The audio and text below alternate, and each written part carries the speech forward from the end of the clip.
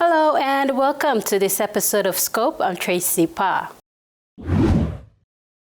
After 12 long years of service as the United Church Moderator of PNG, Reverend Bernard Siai is stepping down. Overcoming many challenges over the years, Reverend Siai expressed satisfaction with all that he has accomplished and the vision he continues to see for the church. With respect to the United Church policy, Reverend Bernard Siai is stepping down after serving as moderator of the United Church of Papua New Guinea for 12 consecutive years. Reverend Siai makes the final handover of office this November. An emotional Reverend Siai was proud of what he has achieved while overlooking the mission of the United Church in the country.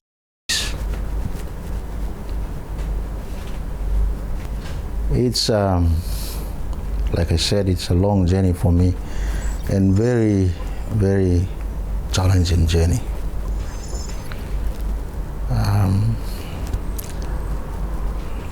Why I said it's challenging because I served in the remote part of the church for I think almost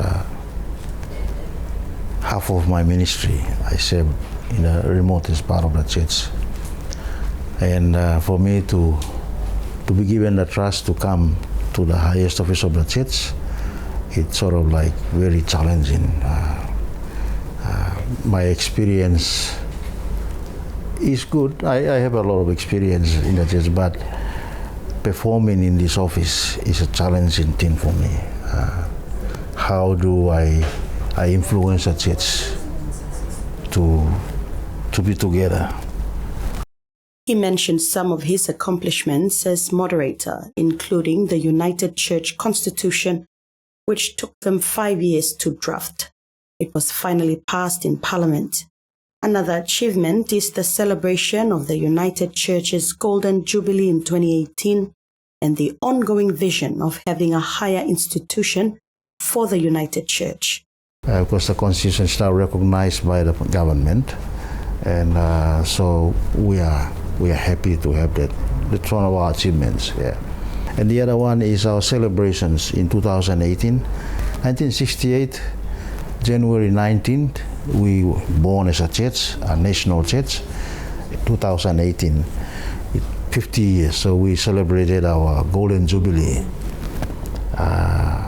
So those were some achievements we achieved in the last 12 years. And there are many other things that are happening in the church, like we have a Bible schools.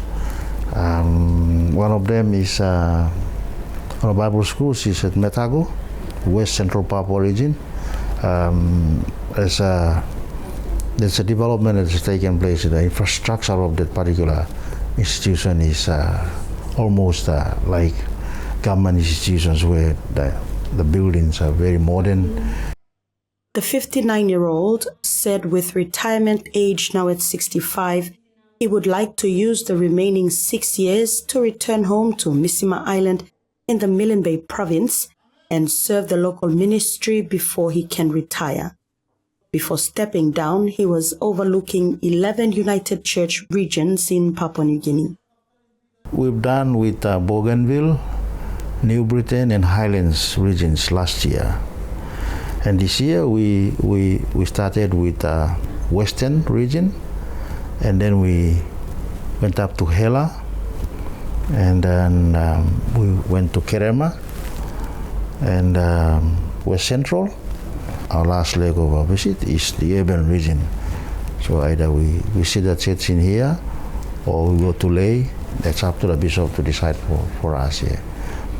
Our purpose is to thank the church for standing with us in their prayers and supporting us in many ways, and also to encourage the church to continue to support our new leader and to be firm in your faith as we journey together in the church. TVWAN News caught up with Reverend Siai while he was visiting with church members of East Central Papua region. The Gaba Gaba Circuit hosted the visit. as a church, we always trust in God. God was able to carry us through until our 12th year. Yeah, my wife is also part of my ministry. She is also a women leader in the United States. We have children and grandchildren now, and one of the biggest challenges I have is to care for my family. I have to provide, and for example, children who are in school, and also I have to give my priority to the church needs as well. Bishop for East Central Papua Region, Reverend Cora Taboro, acknowledged the moderator's efforts in growing the church and its mission in East Central Papua.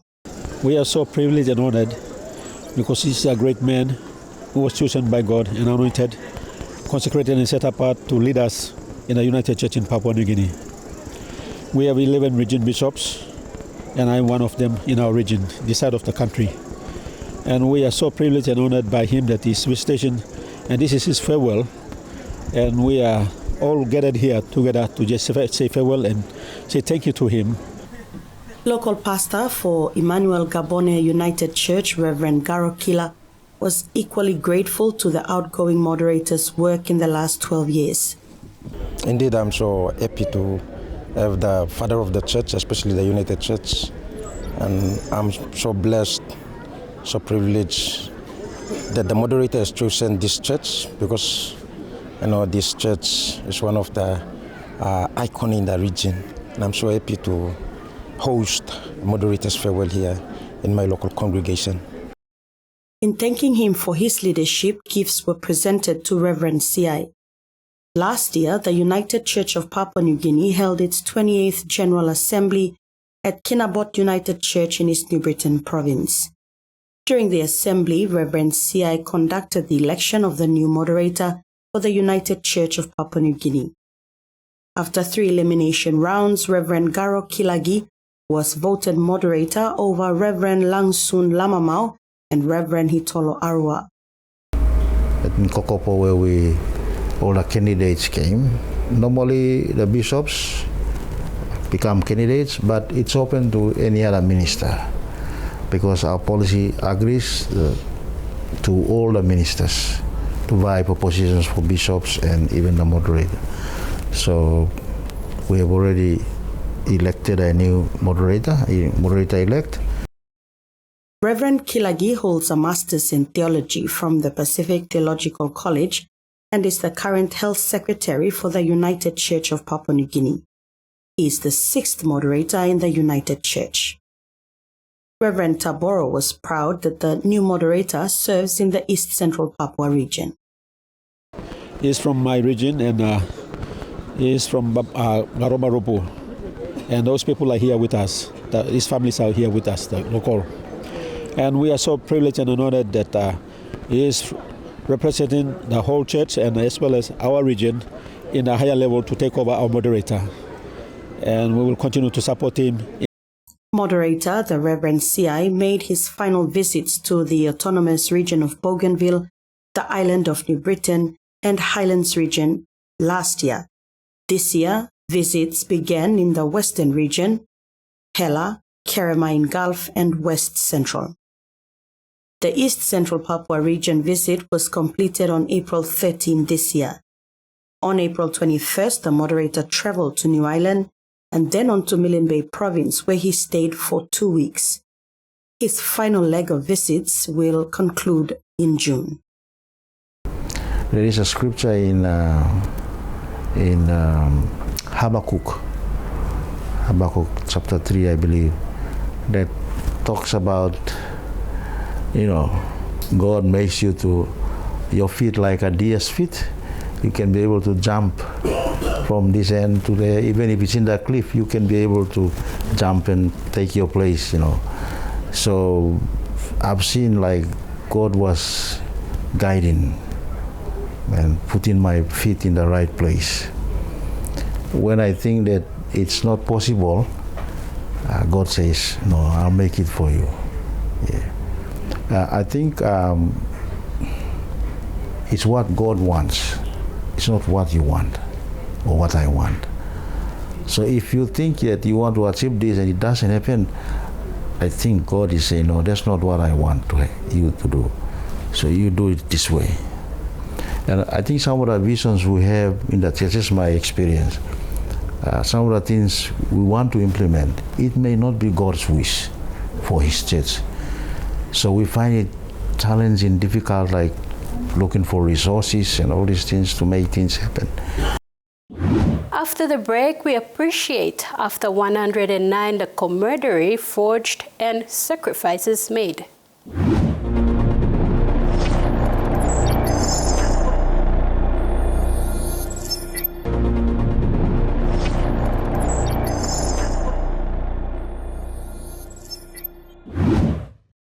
Australia and New Zealand recognizes April 25th as a day of national remembrance, which takes two forms.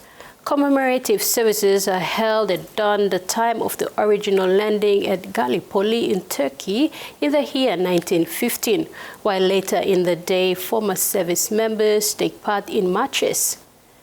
Commemorative ceremonies are more formal and are held at war memorials. This year, the Prime Minister of Australia, Anthony Albanese, marked Anzac Day in Papua New Guinea.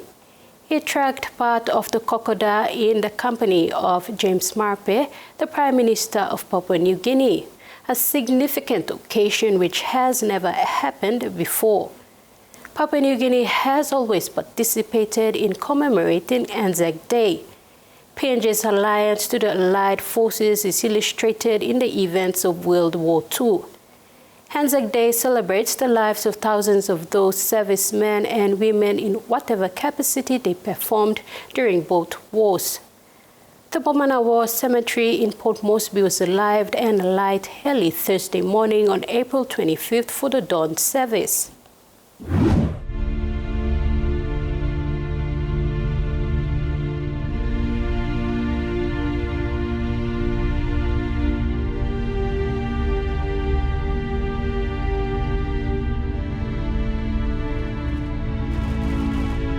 Often regarded as the most solemn day on the Australian calendar, Anzac Day is commemorated on April 25 each year. April 25 is the date when the Australia and New Zealand Army Corps landed on the beaches of Gallipoli in northwest Turkey in an ill-fated campaign that was the soldiers' first combat of World War I. Anzac stands for Australian and New Zealand Army Corps. The soldiers in those forces quickly became known as Anzacs, and the pride they took in that name endures to this day. Approximately 16,000 soldiers who became known as Anzacs immediately faced opposition. Anzac Day honors the memory of the Anzacs who formed part of the Allied expedition that landed at Gallipoli. The beach they landed on was fenced by high, heavily fortified cliffs that were fiercely defended by Ottoman Turkish defenders. On the first night, it was estimated more than 2,000 men were killed. The ultimate objective was to capture Constantinople, now Istanbul, the capital of the Ottoman Empire and an ally of Germany. The Gallipoli Peninsula is located in the southern part of East Thrace, the European part of Turkey, with the Aegean Sea to the west and the Dardanelles Strait to the east.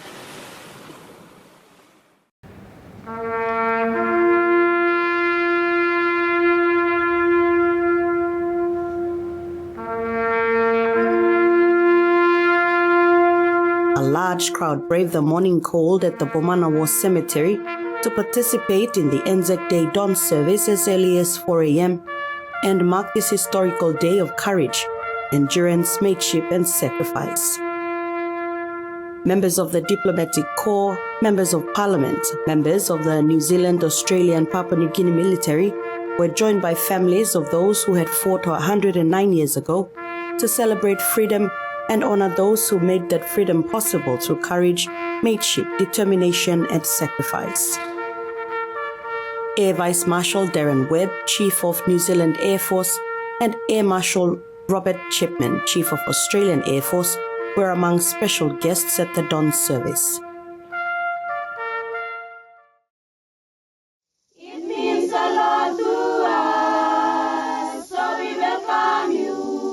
Australian Prime Minister Anthony Albanese, in a first of its kind, trekked part of the Kokoda from Deniki village to the Isurava Memorial Site.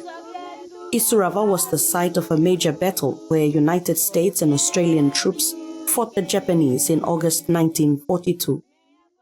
Albanese trekked to Isurava over 2 days with Papua New Guinea Prime Minister James Marape.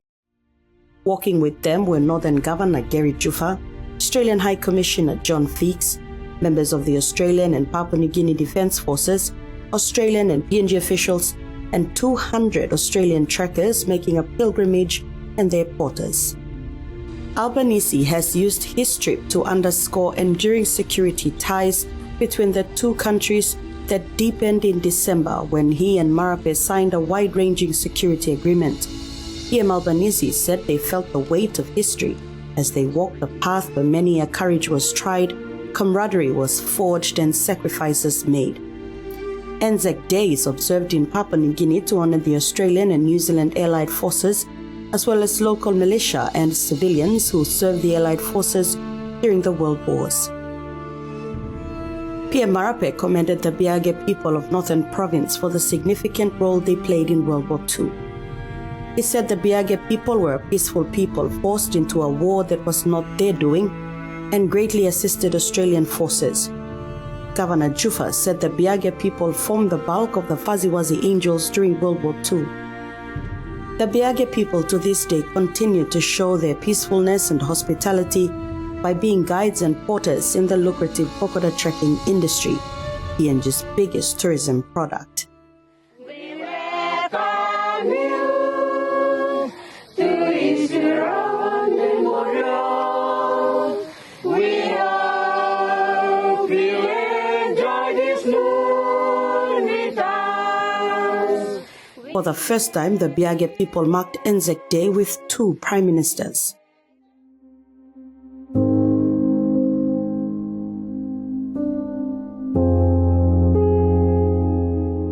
Commonwealth servicemen who died in the Australian territory of Papua and on Bougainville during the Second World War are buried or commemorated in one of 3 war cemeteries in PNG. Bomana War Cemetery in Port Moresby is the largest of the 3. The main campaigns in which the Australians buried at Bomana lost their lives are the battles along the Kokoda Trek, the Battle of Milne Bay, the Battle of the Beachheads at Buna, Gona and Sanananda, and campaigns on Bougainville. Bomana War Cemetery was established in 1942 to allow fallen Commonwealth servicemen to be buried. It contains 3,826 graves, 704 of which are unidentified. Ultimately, it's about partnerships, it's about relationships, and it's about ensuring that through the actions of those who've gone before us, we continue to focus on the future. And the word of this week is let's not hoard another Kokoda. Those of us remain behind, we'll have to make a better world, a better Pacific, a greener Pacific. In the same way that we formed a partnership, then we look to the future and we look at the challenges that we face with a determination to continue to work together to make sure that we deter conflict and avoid the calamity of war ever revisiting the beautiful country of Papua New Guinea again. Lest we forget.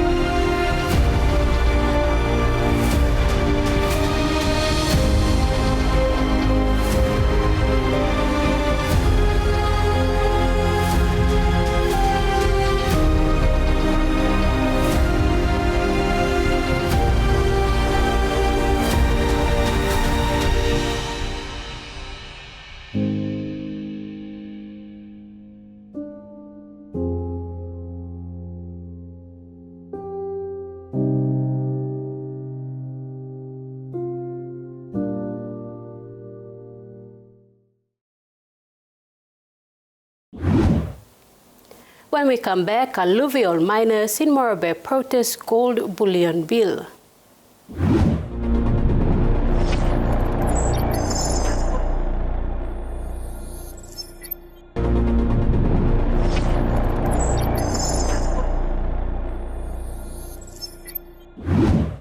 Alluvial miners in the mining districts of Bulolo and Wawaria in Marape province in this past week protested the National Gold Corporation Bill 2022, saying it will restrict alluvial miners from accessing free markets and be forced to sell their gold only to the proposed National Gold Mint. They protested the bill on Friday, May 3rd in Wawa.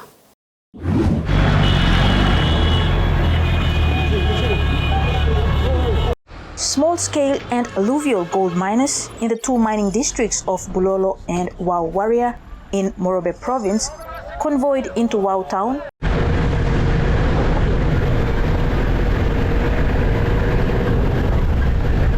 before entering the Wau Oval to present their petition to local MP Mash Narawe on Friday, May 3rd. The miners are against the government's proposed National Gold Corporation Bill 2022, specifically Sections 215, 216, 227, and 228. Since 1920s, why will self-reliant yet like that?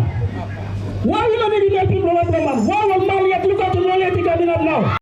Section 215 of the National Gold Corporation Bill says the National Mint is the exclusive refiner of all gold mined or recovered from land in Papua New Guinea, while Section 216, entitled Gold Refining is Mandatory, dictates that any gold taken from land in PNG must be refined through the National Mint. This means that alluvial miners will not be able to sell their gold at the best market price possible, while Sections 227 and 228 give the National Mint the power to set the price of gold. Me plus Sabani Bulolo district. Me plus looking service for government. Me plus stable strong looking like it. Old man America is picking in Nicola House, selling picking in the school, walking over something, and because of gold as well. Me plus don't have source of living in Chaloya. Suppose government is in the plateau, me plus don't want it to. Me plus don't survive. Suppose gold is in the plateau, yes, I live never worry. Suppose gold is not yet. Representing leaseholders from Pine Top and Warrior LLG was James Taupa, who stressed on the need for proper consultation. Almost 90% of people and people work for gold. You talk to starting to wear a polo most back and the coming of Pirisim. Now you talk to Warrior and celebrate the gold. Na time pa kisim nis what papa can walk with the white man me plan number 4 generation now number 5 generation me plus stop me plan walk him live me plan hand up gold me plus stop here okay now me plus stop time government will send him loan conversion list now something will come up now small scale mining will kiss him momentum blungen government no got to fund him government no got to help me pa na government le kan no pagar me plakem wala mr pele you will walk him here you come ask me pass him no got government ask me pass him no got government can not talk me pass him no got you pass away me pass la pele no got you pass away lo ba come up me pass away no got government no ask me why government no ask me pass him na time me look stop plante pro me plan me no sabe man plante pro me plan no people no school me plan no sabe what is happening right now now why the government no come ask me plan or simple look up and you are walking you also come down government you also come na kiss and think pro me pass them na lo des la gold bully and bill why you no come na kiss and think pro me plan me plan no sabe what is something you will walk him here me plus ta persona aremosem no gat o to kosem this la lawyer boy got them police blungen yet or police kapan ma kema or ma ke piresem start that's all and boy got them police blungen what police blungen police blungen rascal police rascal ya et lo no daya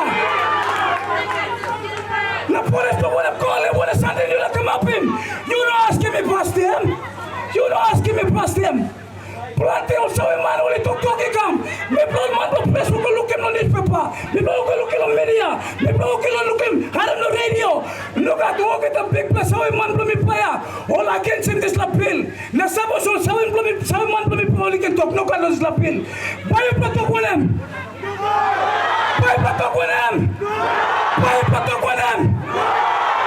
A petition containing over 400 signatures from leaseholders was then handed to the member for Wau Warrior, Marsh Narawe,